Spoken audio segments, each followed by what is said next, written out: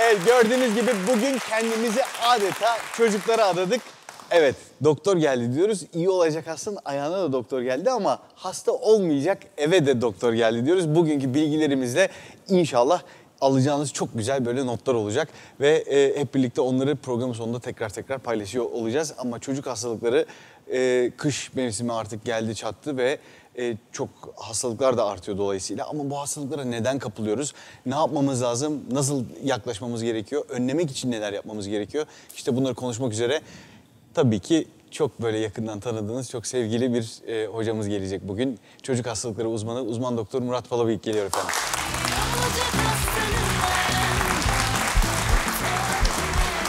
Merhaba. Nasılsınız? Teşekkürler. Sizler nasılsınız? Teşekkür ederim, sağ olun.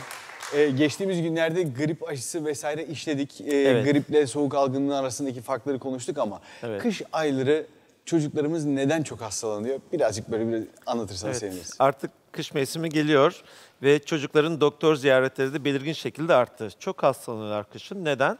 Aslında en büyük sebep havaların soğuk olması değil. İnsanların bir arada kapalı mekanlarda çok uzun zaman geçirmeleri.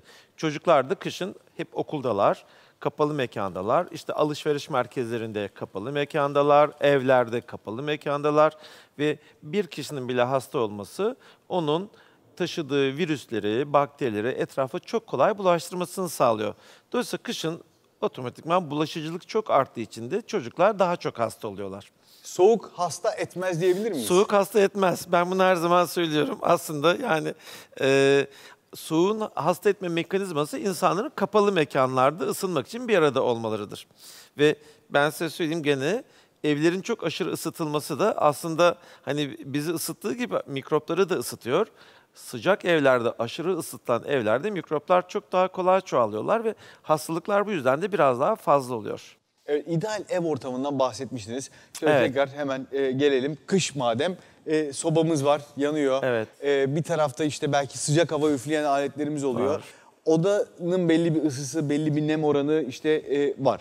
Evet. Ama öyle de yapıyor ki aileler işte kaloriferin üzerine bir miktar belki ıslak bir havlu bırakıyorlar. Koyuyorlar. Veya bir tas su bırakıyorlar. O buharlaşsın birazcık daha nem olsun diye. Evlerimizi ne kadar ısıtmalıyız? Evi fazla ısıtmak bir hastalığın öncüsü olabilir mi? Yani hastalık sebebi olabilir mi? Nem oranını gerçekten kontrol etmemiz lazım mı? İdeal ev ortamı hastalanmamak için o zaman anladığım kadarıyla eve bir defa... Ev ortamını bir düzeltmemiz lazım gerekiyor. hastalanmamak için.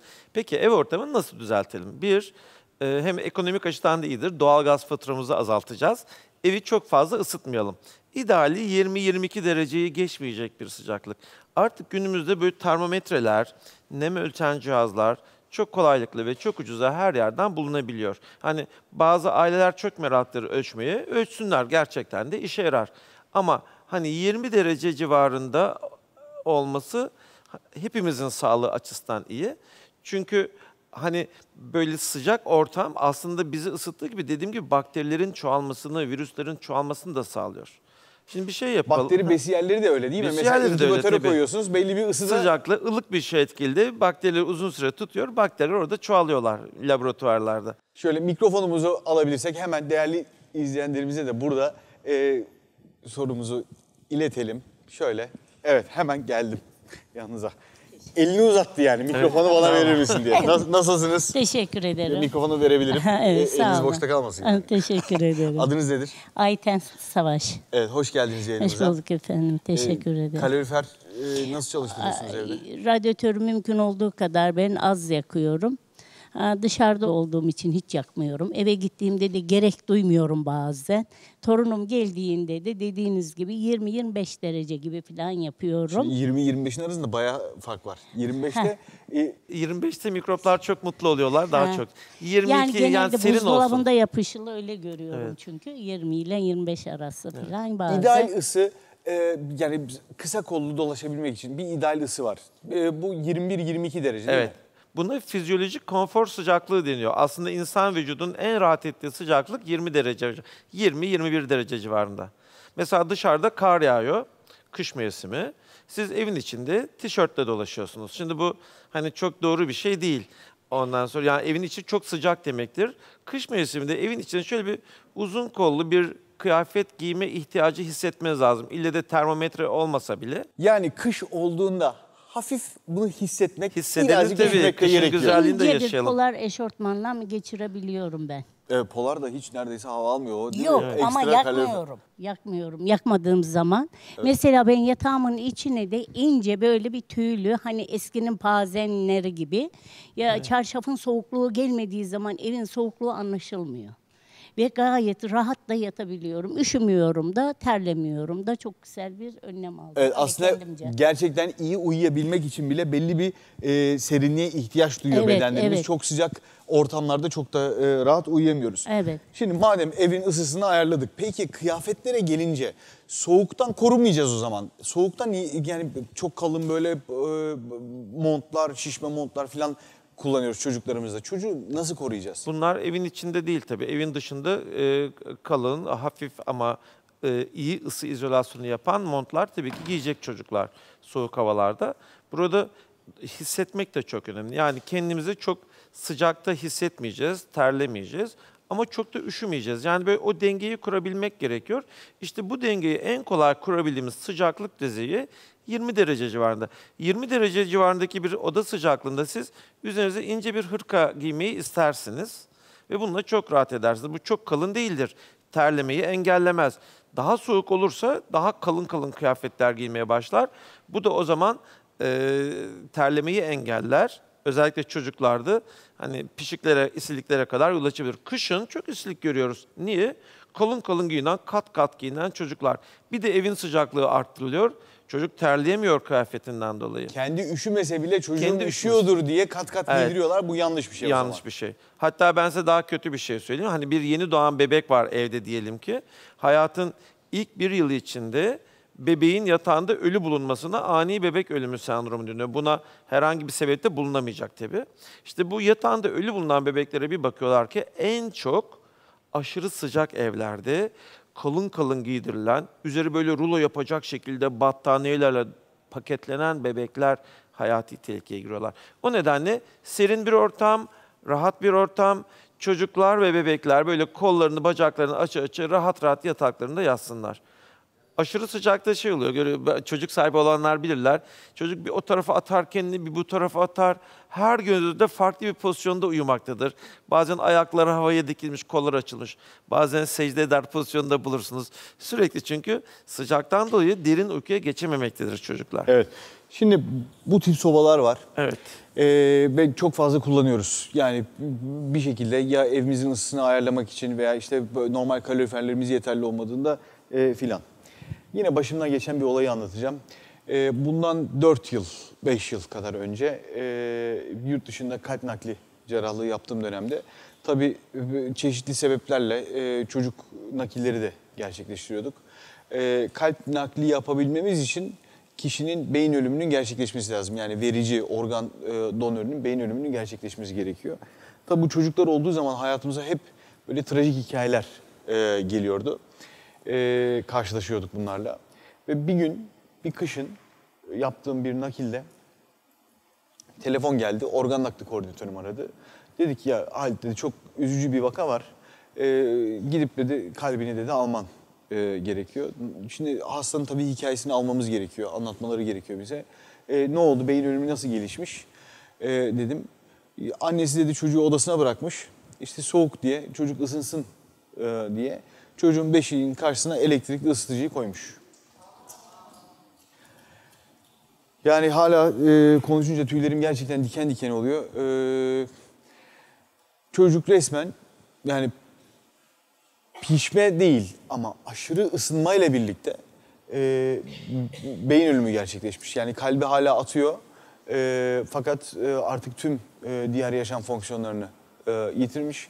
Ve ailesi işte sabahleyin uyandığında çocuğu bilinç kaybıyla görüyor. İşte kesinlikle kooperasyon yok. Gözlerini açmıyor. Herhangi bir vücudunda hareket yok. Tamamen felç gelişmiş gibi. Dolayısıyla biz bebeklerimizi böyle çocuklarımızı ısıtacağız diye bazen çok ciddi hatalar da yapıyoruz. Ve bu karşılaştığımız durumda ne oldu? Ben o çocuğun kalbini alıp başka bir çocuğa takmak zorunda kaldım. 2,5 yaşında bir bebekti. Dolayısıyla yani ısıtma konusu çok dikkat etmek gereken bir şey aslında. Aşırıya kaçmamak gerekiyor. Tabii ki çok aşırı soğukta da kalmalarını istemiyoruz çocukların. Yani 20 derece gerçekten hani bir deneyin, bir basit termometreyle hem çocuklar için hem de bizim için en sağlıklı ortam sıcaklığı. Peki nemlendirme. O da Nemlendirmede, işte soğuk evet. buhar olabilir veya Ya. işte nemlendirici makineler Evet. falan olabilir. Çok seviyoruz. Doğru. Ya, Buna benzer cihazlar her yerde satılıyor. Ondan sonra çok etkileyici değil mi? Böyle buhar çıkıyor böyle buradan. ne kadar Ondan sonra bak harika nemler, hafif bir serinlik veriyor. Evet. Evet. Şimdi burada şöyle bir şey var. Mesela ben hastayım. Sana nasıl bulaştırabilirim bu hastalığı?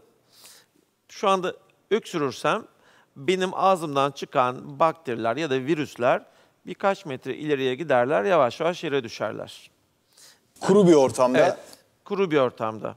Ama ben hapşırıyorum ya da öksürüyorum. Benim ağzımdan dışarıya fırlayan mikroorganizmalar şu buhar partiküllerine tutunuyorlar. Bu buhar partikülleri onu her yere yayıyor. Yani hasta birisinin bu buharın çok yoğun olduğu bir odada öksürmesi, hapşırması burada bekleyen stüdyodaki bütün izleyicilerimizi aslında hastalandırabilir. Evet. Yani o zaman ne yapalım? Odanın içinde belli bir oranda nem olması lazım. Deniz kenarındaki kentlerde zaten nem oranları yüksek. Biz ekstradan hani nemlendirme yapmamıza gerek yok. İlle de ölçeceğim diyorsanız nem ölçen cihazlar var. Mesela buradaki stüdyonun nem oranına bakalım. Şu anda %45'lerde. %45. Burası kuru. O zaman bunu çalıştırabiliriz. %40 ila 60 arasında, en fazla %70'e kadar nemimiz var ama ideali nem oranının %40-60 arasında olması.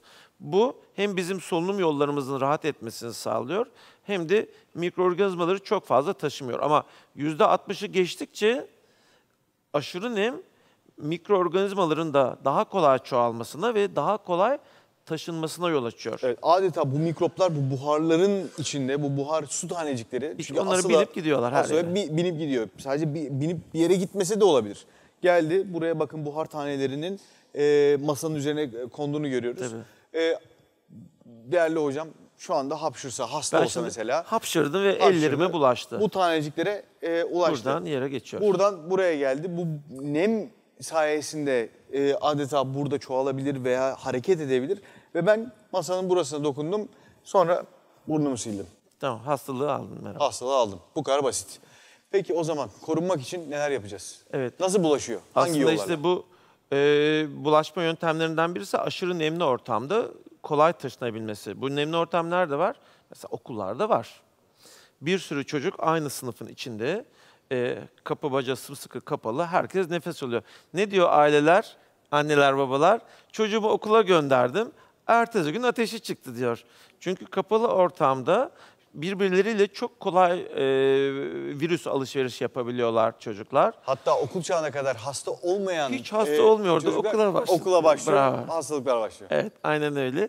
Hiç hastalanmazdı. Çocuk okula başladı, hastalanmaya başladı. Okulun ilk senesi özellikle biraz zorlu geçiyor. Sürekli bir hastalık iyileşiyor, diğeri başlıyor. Aslında vücut o virüsleri tanıyor. Direkt temas yoluyla da bulaşır. Bizim bir alışkanlığımız var. Sevgimizi göstermek için el sıkışır, sarılır, öpüşürüz. Evet. Ama bunu hasta birisi yaparsa, burnu akan birisi yaparsa bu şekilde de hastalığı kolaylıkla bulaştırabilir. Ya da okul çocukları akan burunlarıyla okuldan geliyorlar. Evde yeni bir bebek var. Eve girer girmez koşturarak kardeşim nerede deyip onun yanına gidiyor. Hani yaşanmıştır biliyorum. Direkt kardeşini öpüyor. Ağzındaki burnundaki sekresyonlar, akıntılar direkt bebeğe bulaşıp daha sonra bebek hasta olup bize geliyor. İşte bütün bunları engellemek için çocuğumuza özellikle hani alışkanlıklarını kazandırırken herhangi bir yere dokunduktan sonra çocuklar ellerini ağza götürmeyi çok seviyorlar. Elleri ağızda, burnunu karıştırıyor, ağzına elini alıyor, bir yere dokunuyor, elini ağzına götürüyor. Farkında olmadan. İşte bu alışkanlıkları olabildiğince böyle azaltmak lazım. O zaman Önerilerde doğru el bulunmak yıkamak gerekiyor. Doğru el yıkamak. İşte el hijyeni. El Değil mi? hijyeni. Burada Hatta bu lavabomuz var doktorlar arkadaşlar. ellerinizi yıkayınız Suyumuz- diyen bilim adamı kimdi? Ignaz Semmelweis değil mi? Evet. El yıkayarak hastalıkların bulaşmasının azalmasını sağlayan Semmelweis'ı da anıyoruz burada. Gerçekten bakın bir tek öneri yapmıştır. Doktorlar ellerinizi yıkayınız demiş. Sonra da tüm toplumlara mal olmuş. O doktorun sözü milyonlarca insanın hayatını kurtarıyor. El temizliği. Şimdi el temizliği ile alakalı bir şey göstereceğim ama arkadaşlarımdan şöyle bir kase istiyorum. Hemen prodüksiyon ekibinden. Onlar da getirirlerse birazdan el yıkama deneyi de burada Yapalım. göstermiş olalım. Çünkü nasıl el temizliği oluyor? Tabii. Buyurun. Hemen Sorumuz mikrofonunuzu alalım. Çok teşekkür ediyoruz. Merhaba, teşekkür ederim. Sizler nasılsınız? Sizi gördüm, daha iyi oldum. Çok sağ olun. Sana bir soru soracağım. Bizim kapıcının çocukları bütün gün dışarıda. Kışın kaloriferler yanıyor. Onlar dışarıda yanlayak dolaşıyorlar. 5 çocuk. Hiç de hocam hasta olmuyorlar. Bravo. Allah çok seni inandırsın. Harika bir soru. Vallahi Evet. billahi bak. Kıskanıyor Taş gibi musun? Yok canım yok. Benim keşke torunum olsa hocam. Ben sıcağı çok seviyorum doktor bey. O kadar seviyorum ki aman Allah. Kışın zaten full yanıyor. Ama o çocukları görüyorum imreniyorum. Evet. Şimdi bak, Kıpkırmızı o işin- bacakları, burnu, elleri hocam kıpkırmızı. Evet. Allah seni inandırsın. Bunlar çok fazla Maşallah. bize soru olarak geliyor. Maşallah var hocam. Ama Ne güzel. hakikaten öyle bir şey. Görüyor, yanalan ayakta çıkıyorlar bir şey Evet. olmuyor. Bir Ya direnç mi bağışıklık gelişiyor? sisteminin bakın iki ayrı grubu var. Bağışıklık sistemi hücrelerin bir kısmı mikroplarla savaşan hücreler. Bunlar eğer yeterince çalıştırılırlarsa bebeklik döneminden itibaren aşırı temiz olmayacağız. Ben size steril olun demiyorum. Evin içinde tabii ki kir olacak, çocuk çıkacak dışarıya, gezecek, tozacak, mikropları tanıyacak ki bu mikroplarla savaşan bölüm güçlensin, T-helper birler. Ama eğer bu hücreler çalıştırılmazlarsa alerjiye yol açan bağışıklık sistemi grubu ön plana çıkıyor. Bu sefer de bağışıklık sistemi mikrop bulamadığı için ortalıkta vücudun kendi dokularına veya da dışarıdan gelen besinlere, tozlara, ilaçlara karşı tepki vermeye başlıyor. Yani mikrobun olmadığı yerde alerji olur. Mikrobun olmadığı yerde otoimmün hastalıklar dediğimiz vücudun kendi kendine hastalandırdığı birçok hastalık ortaya çıkabilir. O nedenle hijyen teorisi, evin içi böyle çamaşır sularıyla silinecek, her şey pırıl pırıl olacak, tertemiz olacak diye bir şey yok. Biz basit hijyen kuralları, en temeli el yıkama. Ellerimizi yıkayıp hastalığa yol açan mikropları uzak tutacağız ama hastalık yapmayan bir sürü dost mikroplar var. Ben onlara sokak bakterisi diyorum. Sokak bakterisi gelsin bizim vücudumuzda bulunsunlar ki hastalık yapan mikroplar bize yerleşemesinler. Ama işin öbür yanında var. Şimdi o sokakta yalın ayak çıplak dolaşan ve hiç hastalanmadığını söylediğiniz çocukların ailelerine sorun bakalım sizin kaç tane çocuğunuz öldü diye. Hepsinde ölüyor çocuklar. Ancak o şekilde hastalanmadan yaşayabilenleri biz görüyoruz. Evet. Hemen Evet, madem öyle kasemiz geldi. kaselerimiz geldi. Şöyle çok teşekkür ediyoruz Görkem Bey. Şimdi elimde 2 adet kase var. Hocam sizi de böyle alalım. Evet. Görüyorsunuz içi boş filan. Hani herhangi bir numaramız yok. Şimdi buradan suyumuzu aldık. Şöyle kasemizi bir çalkalayalım. Ve kaseye suyu koyuyorum. Dolduruyoruz. Bulanıklık. Şöyle kameraman arkadaşlarım da Gayet görebilirler. temiz bir su. Gayet temiz. Herhangi bir şey gözükmüyor değil mi? Hiçbir problem yok. Kasten ellerimi kirletmek için uğraşmadım. Yayına girmeden önce ellerimi yıkadım. Ve yayına geldik. Ortamda netice itibariyle olan havada uçuşan partiküller var. Az önce konuştuğumuz gibi. Ve oldukça ellerimin temiz olduğunu görüyorsunuz. Şimdi bu kaseyi koydum. Ellerimi yıkıyorum kasenin içine doğru. Peki nasıl yıkamak lazım? Parmak aralarının mutlaka yıkanması gerekiyor. Eğer sabun kullanıyorsanız belki avucunuzun içerisine sabun sürerek böyle birazcık tırnaklarınızı avucunuzun içerisine kaşıyarak tırnaklarınızın içindekileri de temizlenmesi için uğraşabilirsiniz. Elimi yıkadım. Genelde yapılan en büyük hata nedir? Elin üst kısımlarının, el üstü bölgenin çok fazla şey olmaması. Şimdi alıyoruz. Suyun bulanıklığını görüyor musunuz? Demin arkası gözüküyordu ve şu anda arkası gözükmüyor. Sözde temiz olan ellerimi yıkadım. Evet, lavaboya dökebiliriz. Yani herhangi bir verilen zaman içerisinde aslında ellerimiz sürekli kirli. İşte ellerini yıkama hastalığı falan olur. Böyle aşırı Hastalık titizlik düzeyinde hastalığı. değil ama özellikle yemek öncesinde çocukların mutlaka yıkaması ya da ne bileyim bizler için de böyle çok kalabalık mekanlarda bir yerlere tutunarak gidiyorsak yani ilk fırsatta ellerimizi yıkayıp temizlememiz gerekiyor. Toplu taşım araçlarında, işte yürüyen merdivenlerde bir yerlere tutunduysak ama hani bu el yıkama alışkanlığı da bir hastalık haline getirmeye de gerek yok. Çok kolay bir şey var. Mesela evinize misafir geldi, evde de bir bebek var. Şimdi siz onun hastalanmasını istemiyorsunuz. Şimdi misafirlere hadi bakalım bir ellerini yıka da ondan sonra bebeği kucağına al demek zor olabiliyor bazen. Ben Hadi diyordum kibar şahsen, olun. açık söylemek gerekirse. Diyorlar tabii ama hakikaten bazen diyemeyebilirsiniz. Basit bir limon kolonyası, kaliteli bir limon kolonyası aslında çocuklarda hastalık yapabilecek mikroorganizmaların çok büyük bir kısmını devre dışı bırakır. Tümünü olmasa bile. O yüzden de böyle ucu birazcık büyükçe delinmiş, böyle avucuda Döktünüz dökülen abi. foş diye döken, buyurun size limon kolonyası ikram edeyim deyin. Ondan sonra ellerini alkole bulayın. O bile gerçekten çok fayda sağlayabilir. Ama gene de hani bir el temiz yıkamanın yerini tutmaz. Peki çocuklar kışın hangi hastalıklarla daha çok karşılaşıyorlar? Kışın çocuklar doktora hasta oldukları için geldiklerinde en çok gördüğümüz hastalık sebepleri virüslerle olan solunum yolu hastalıkları. Yani burnundaki nezleden tutun, işte ses tellerinde ses kısıklığa giden ki bugünlerde özellikle bu kurup dediğimiz ses teli ödemiyle giden kısık sesle giden hastalıklar var. İşte bronşitler ve daha ağır hastalarda da bazen zatürreler olabiliyor. Bazen bir zatürre oluyor çocuk. Hiç antibiyotik vermiyorsunuz. Çocuk da iyileşiyor. Nasıl oluyor bu? Çünkü virüslerle oluyor. Ben size söyleyeyim, öksürerek, aksırarak ateşte gelen çocukların çok büyük bir çoğunluğu virüs enfeksiyonları. Virüsler çünkü çok kolay yayılıyorlar. Bakterilere göre çok küçük moleküller, organizmalar. Dolayısıyla havaya sıçradığı zaman uzun süre düşmeden kalabiliyor.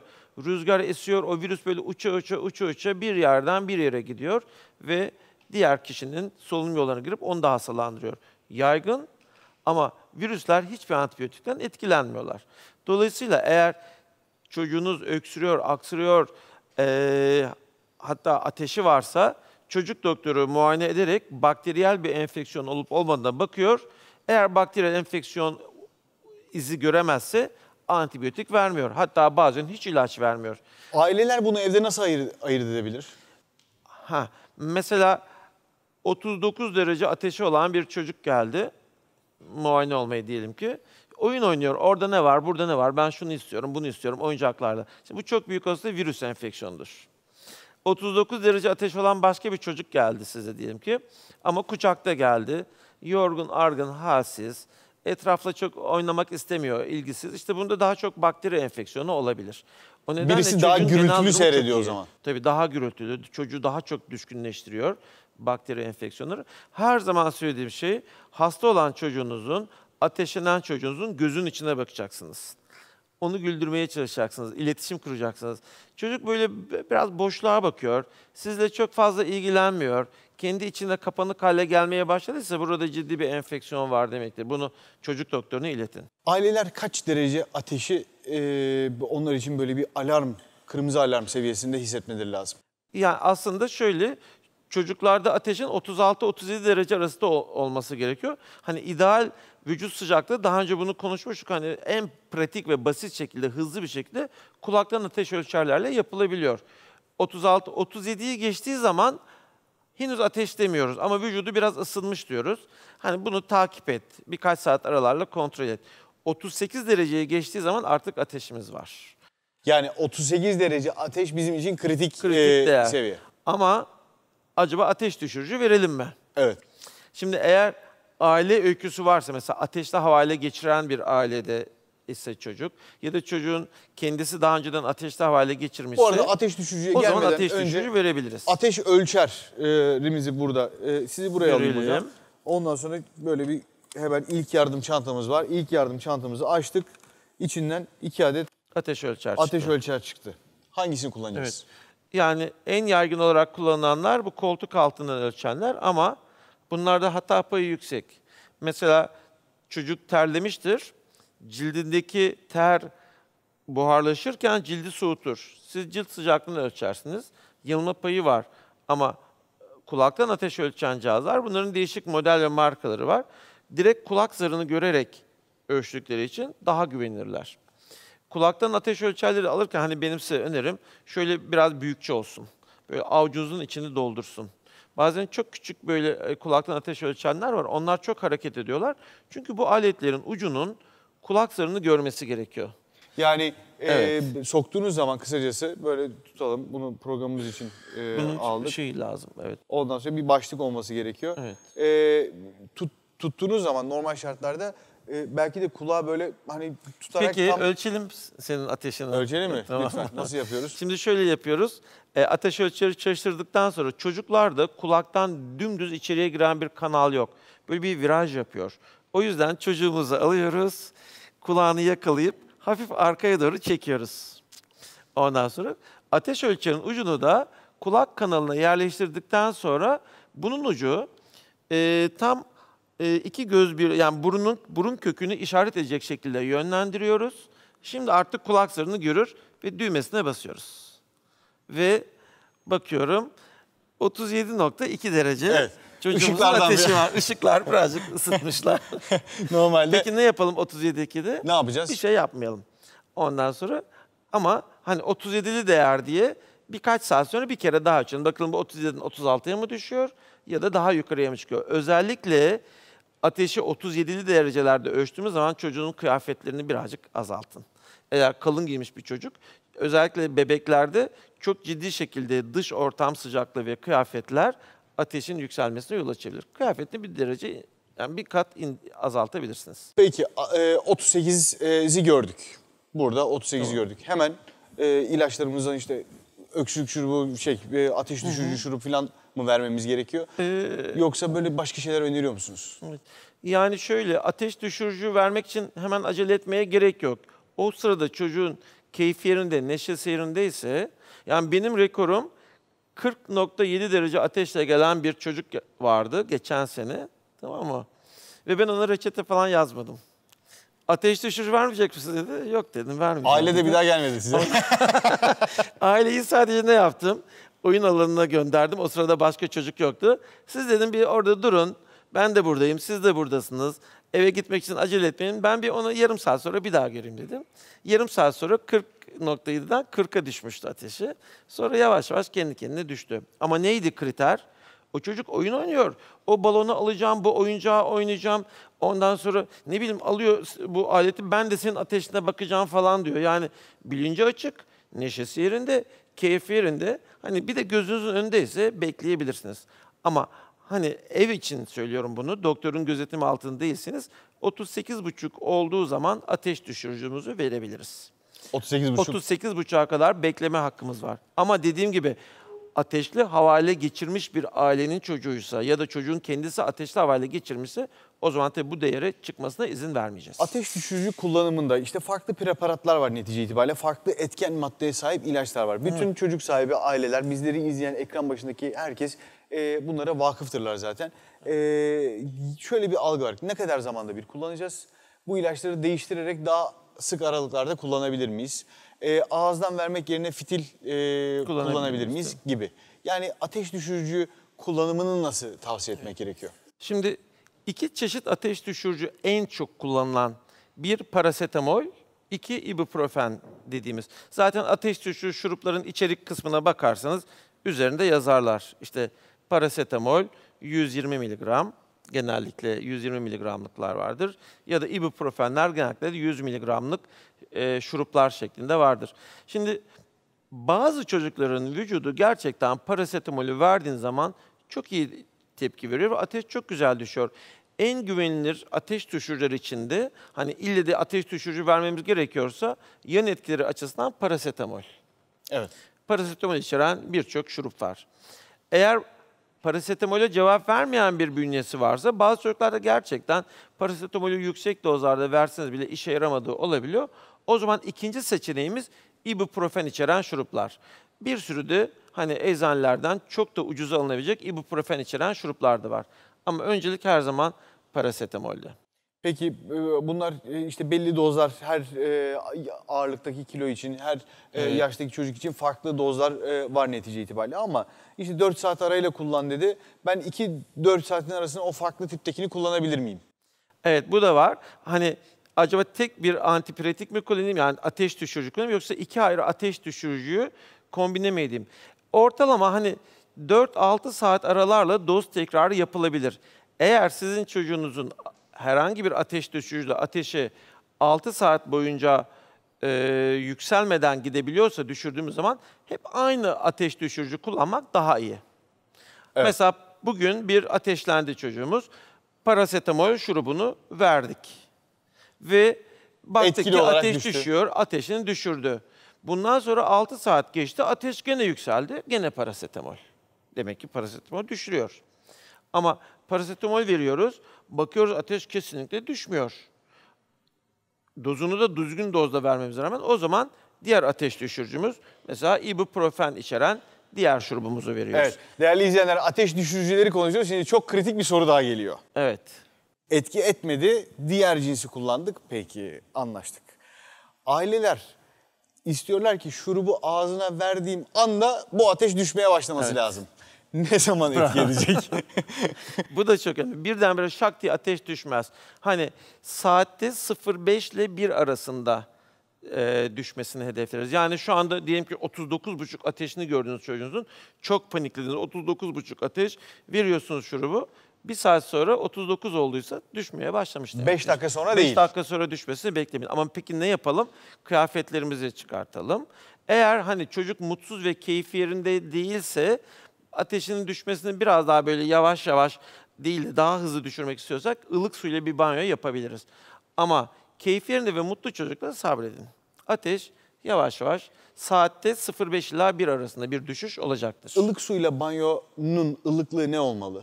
Her zaman yaptığı sıcaklıkta banyo yapmalı. Normal banyo sıcaklığı. Şimdi ateşi yüksek olan bir çocuğu ateşini düşüreyim diye buz gibi suyun altına tuttunuz. Koltuk altlarına soğuk soğuk böyle pamuklar, Sirkeli sular, sirkeli işte. sular kullandınız. Çocuk üşümeye başlar, titremeye başlar o soğuğun etkisiyle. Titremek de ısıyı daha çok arttırır. Isı üretimine yol açar, ısı enerjisini. Çünkü Dolayısıyla vücut sıcaklığı artar. Titrerken kahverengi yağ hücreleri değil mi? Bravo, evet, Aktifleniyor ısıya dönüşüyor. ve ısıya dönüşüyorlar. Dolayısıyla şimdi tekrar ediyoruz. Çocuklarımız hasta olduğunda, ateşlendiklerinde ateş düşürücü ne zaman kullanılmalı? 1. 38,5 dereceyi gördüğümüz zaman Vereceğiz. artık ilaç kullanma zamanı gelmiştir. Hatta burada tam böyle nokta atışı olsun diyorsak, yuvarlama yapmayalım diyorsak 38,3 gibi bir rakamdan bahsedersiniz değil mi? 38,4 diyelim ona. 4, 3'ün üstü. 38,4'te Evet. vereceğiz. Ama buradaki olay çocuğunuzu 38,5 ateşle gördünüz. Bir de baktınız ki her yeri nem içinde, terlemiş. Hemen havlular sokulur, işte faniler diyor. Doğru. Terlemesi o ateşin düşüşünü gösteriyor. Demek ki sizin çocuğunuz ateşi daha önce 39'lardaydı. Terleye terleye ateşini düşürdü. Evet. Şimdi başka bir çocuk var. Ateşi gene 38,5. Fakat bu çocuk asla terlememiş, cildi kuru. Hatta böyle titriyor. Bu ateş yükselecek. O ateş bir saat sonra 40 olabilir. Çocukların ateşi titreyerek yükselir. Terleyerek de, düşer. Evet. Hatta halk arasında terledim ve rahatladım derler ya, yorganın altına girer erişkinler. Çocuklarda bunun yapılmasını önermem. Vücut sıcakları artar böyle. Ona bir ter boşanır. Çok hafifledim, rahatladım derler.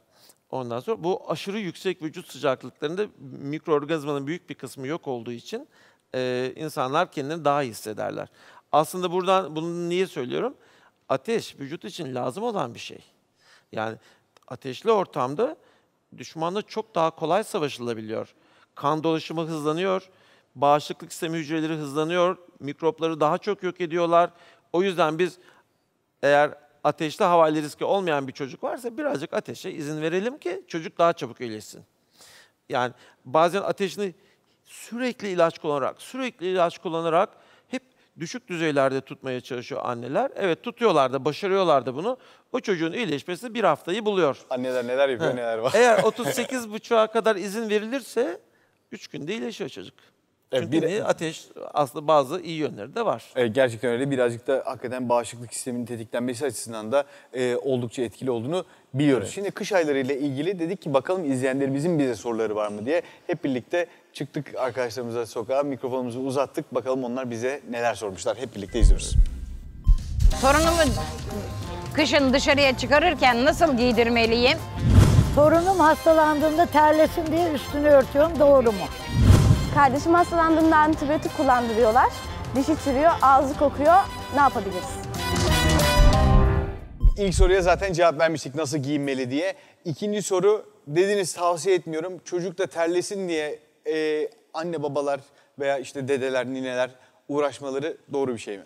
Yani şöyle, o erişkinlerin yaptığı bir şey. Yorganın altına sokup vücut sıcaklığını iyice yükseltip ondan sonra birdenbire ter atarak rahatlaması. Bu bebek çocukların havale geçirmesine yol açabilir. Yani çocuklarda bunu önermiyoruz.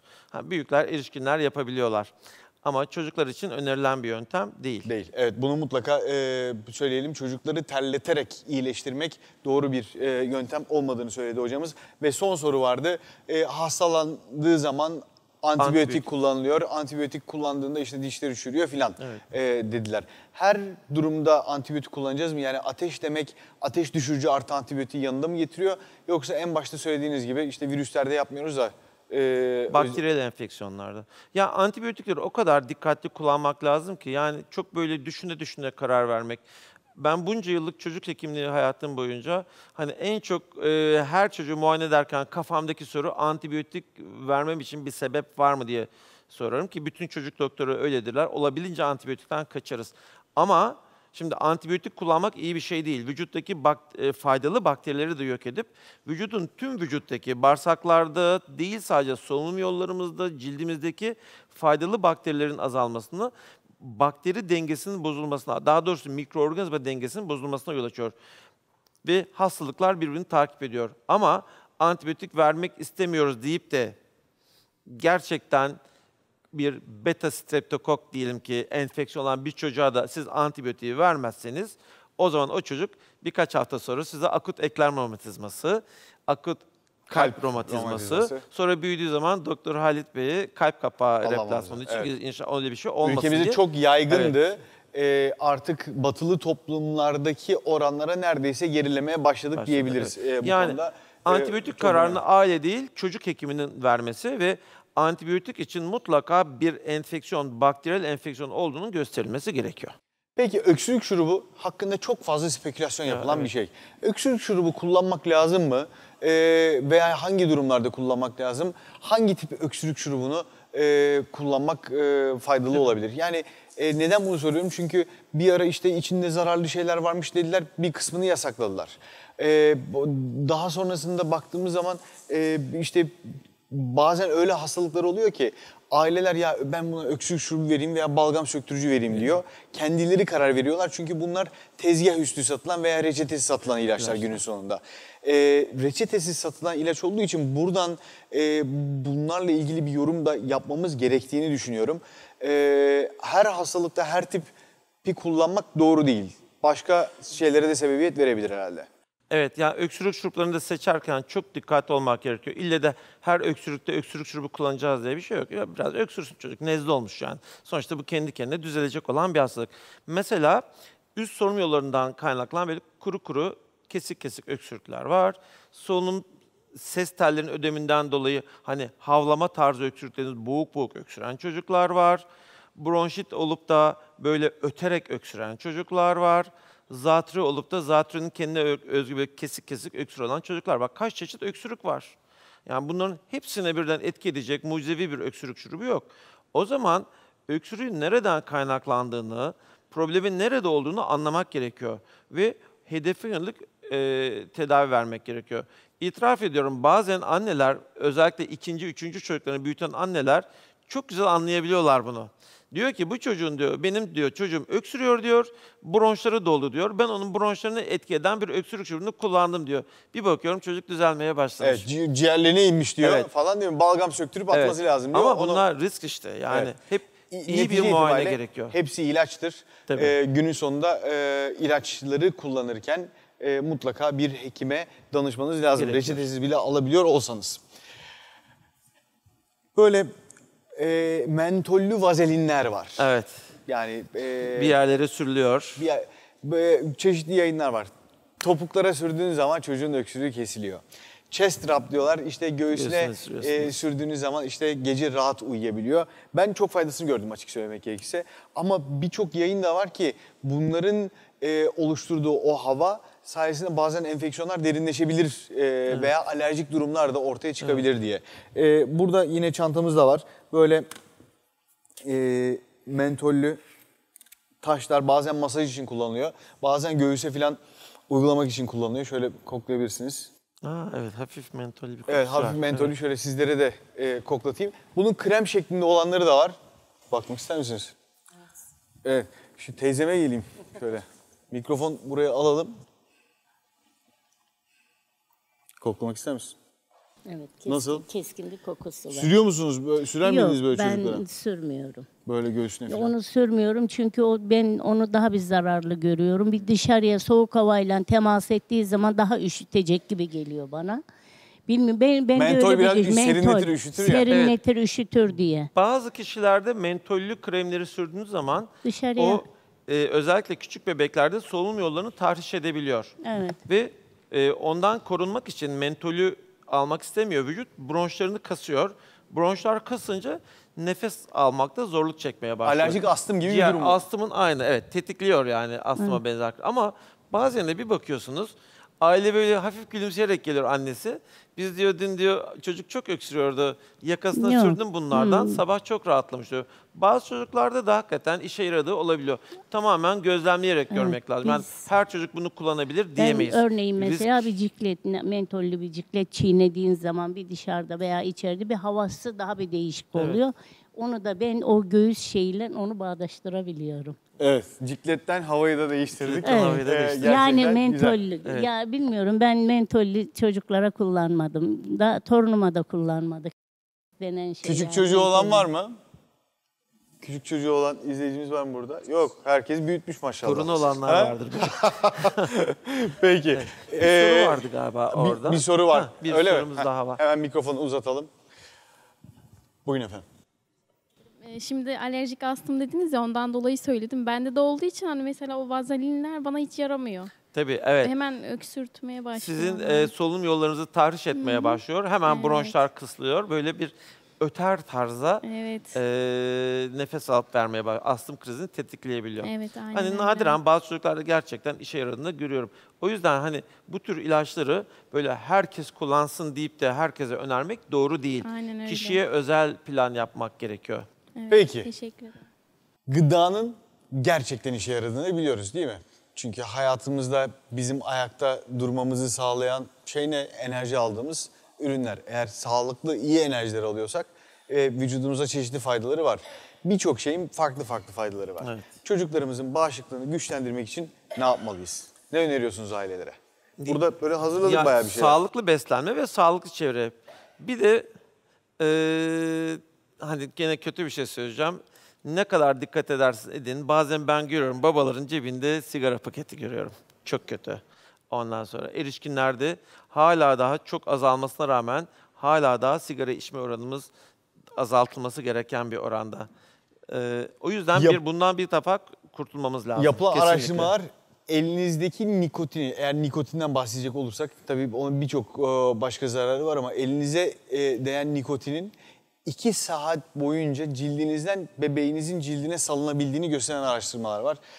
Dolayısıyla ben ellerimi yıkadım geçti diye bir durumda söz konusu değil. Ya da yoğun bakım bebeklerinde bazen metabolik hastalık olan ağır hastalar geliyor bize. Yoğun bakımda bebeğin kanındaki amonyak düzeyini ölçeceğiz. Şimdi kan alınması gerekiyor. Eğer sigara içen birisi ağzında maskesi bile olsa o bebekten kan alırsa o bebeğin kan tetkiklerinin sonucunda amonyak acayip yüksek çıkıyor. Evet, ya o kadar sigaranın içinde amonyak çok toksik bir madde. Biz ne kadar yüksek dozda alıyorlar demek ki sigara içenler amonyağı ve o kişi bir sağlık çalışanıysa ve bir hastasından kan alırsa o hastasının aldığı tüpün içindeki kanın içine bile amonyak nüfuz edebiliyor.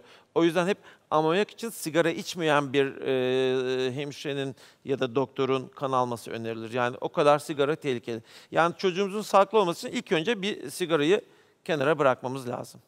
Ortam koşullarını hazırladık. Ortam koşullarına uygun hazırladık ve beslenme. Beslenme. Beslenme bizim için kritik hocam. Çok sorumuz geliyor. Bunlarla ilgili buraya notlar da hazırladık. Hemen şöyle baştan itibaren size soralım. Mesela sağlıklı yağların vücutta enflamasyonu azalttığı, engellediği gösterilmiş ve bu sağlıklı yağların enflamasyonu azaltması ne demek istiyoruz? Sağlıklı yağ, işte omega yağ asitleri değil mi? Balık yiyebilirsiniz. Diğer taraftan avokado yiyebilirsiniz. Hemen masamızda görünüyor burada. Şöyle notumla birlikte gezeyim. Hocam da burada bize belki destek verir. Balığımız var değil mi? Sağlıklı yağdan zengin ve diğer taraftan yine omega yağ asitlerinden zengin elimde bir avokado var. Enflamasyonu azaltmak, vücutta yangıyı azaltmak. Yangı azalırsa bağışıklık sistemi mikroplarla karşılaştığı zaman onlarla daha iyi mücadele edebiliyor. Evet. O zaman sağlıklı beslenmek vücudunuzu sağlıklı hale getireceği için mikroptan korunmak değil maksat ama mikroba karşı o savunmayı güçlendirmek gerekiyor. Güçlendirici etkisi oluyor. Yeşillikler, sebzeler, meyveler filan. Sağlıklı beslenme aslında sadece çocukların, hepimizin hayatını çok olumlu yönde etkiliyor. Zihinsel fonksiyonlarımız, kalp fonksiyonlarımız ve vücudumuzdaki tüm hücreler ve sistemler sağlıklı beslenmeyle birebir ilişkili. O yüzden de özellikle çocukluk çağında sağlıklı beslenme alışkanlıklarını kazandırılabilmesi için ilk 6 ay saf anne sütüyle gideceğiz diyoruz.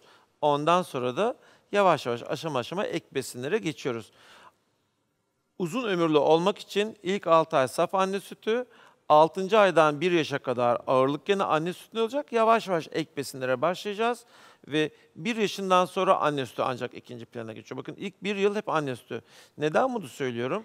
Ek besinlere başladıktan sonra aileler bazen o kadar çok baskı yapıyorlar ki bunu ye, bunu ye, bunu ye, sürekli çocuğun ağzına böyle yemekler tıkılmaya çalışıyor.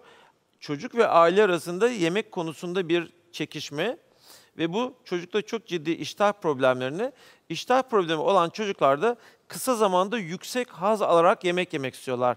Neler? Cipsler, krakerler, abur cuburlar, ondan sonra ve dengesiz beslenme. Halbuki böyle kaliteli yağlarla oluşan besinleri yemesi lazım. Yeşillikleri yemesi lazım. Renkli besinler, değil mi? Kırmızılar kıpkırmızı olacak, yeşiller yemyeşil olacak. Bunların hepsi antioksidan depoları ve bağışıklık sisteminin çalışması için çok önemli. Ve gene bir çocuğun sağlıklı beslenmesi için en önemli faktörlerden birisi ailenin sağlıklı beslenmesi. Bunları bizim de tüketmemiz tabii. Yani ben diyelim ki balık yemiyorum. Çocuğuma balık yemesini isteyemem yani. Benim de yemem lazım. Ailenin de tüketmesi gerekiyor bu ürünleri. Ve bu şekilde çocuğumuza örnek olacağız. Evet. Hocam çok teşekkür ediyoruz. Ben teşekkür çok sağ olun. ederim. Ayağınıza sağlık. Programımız kaldığı yerden devam ediyor efendim.